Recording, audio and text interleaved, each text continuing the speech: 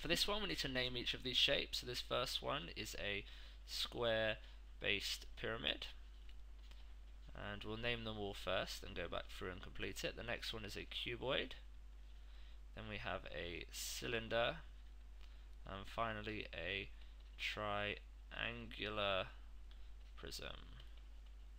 So, faces, first of all, are all of the flat or curved surfaces of the shape. So on this one, we've got 4 triangles, and then the square on the bottom, so that's 5 faces.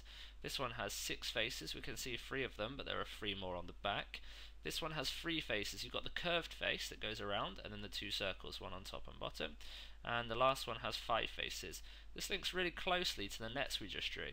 So if you have a look at these nets, this one had 5, so there are 5 pieces to the net.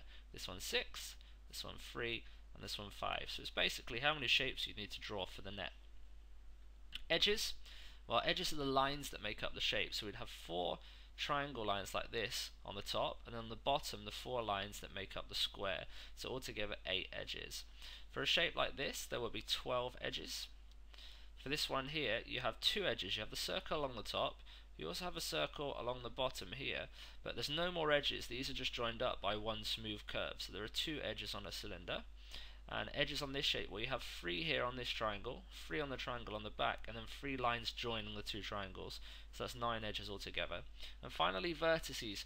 Vertices are a bit like corners, so you have 1 on the top, 2, 3, 4, 5 for this shape. This one has 1, 2, 3, 4, 5, 6, 7, and then the one that's hidden at the back there, 8. The next one, cylinder, has no vertices at all. And finally, the triangular prism, 1, 2, 3, 4, 5, and 6 vertices.